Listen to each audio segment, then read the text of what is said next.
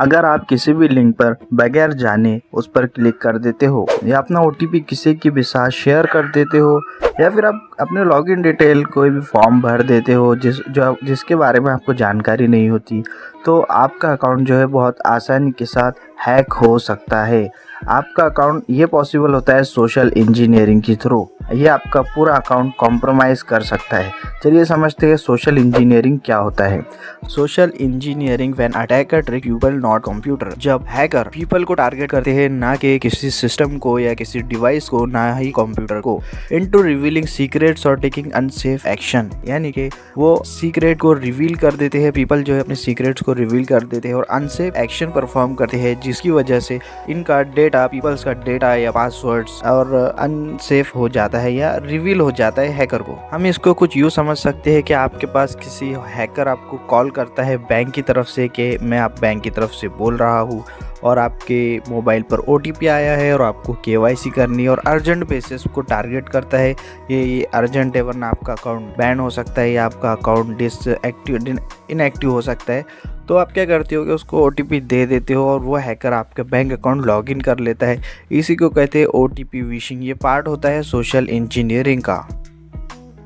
दूसरे पॉइंट को हम यूँ समझ सकते हैं कि अटैकर जो है फियर को या फिर अर्जेंसी को या अथॉरिटी को टारगेट करते हैं, ये OTP भेजते हैं और ऐसे अर्जेंसी दिखाते हैं या फिर हम जिससे पीपल डर जाते हैं कि हमारा अकाउंट तो बैन नहीं हो जाएगा और एक्सेट्रा। इसी चीज़ को टारगेट करके हैकर हमसे OTP या फिर सेंसिटिव इन्फॉर्मेशन हमारी फील करा लेते हैं, जिससे हम फंस जाते हैं। इसके सिंपल से एग्जांपल्स कुछ यूँ होते हैं कि कॉमन सिनेरियो ये होती है कि फेक कॉल्स आते हैं या अर्जेंट बैंक मैसेज आते हैं या फिर किसी फ्रेंड्स की तरफ से आता है मैसेज है कि ऑन सोशल मीडिया पर आता है आपको, या फिर आप किसी USB को प्लग कर देते हो पार्किंग लॉट्स में, हॉस्पिटल्स में, कॉलेजेस में। ये कुछ कॉमन सिनेरियोस है जिससे हम सोशल इंजीनियरिंग पर इफ़ेक्ट हो सकती है।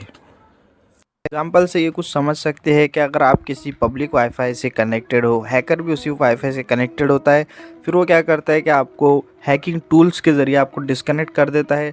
आपके पास एक लॉगिन फॉर्म सेंड करता है जिसमें लिखा होता है कि अगर आपको कनेक्ट होना है वाईफाई से तो कुछ लॉगिन डिटेल्स आपको डालनी पड़ेंगी, आपका ID पासवर्ड डालना पड़ेगा। वहाँ पर आप अपना ID पासवर्ड डाल देते हो और वो ID पासवर्ड जाता है इनडायरेक्टली हैकर के पास।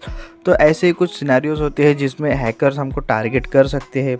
अब चलिए देखते हैं कि हम किस तरह से इन सब चीज़ों से सेफ रह सकते हैं। कुछ सिंपल से पॉइंट जिनको फॉलो करके हम सेफ रह सकते हैं।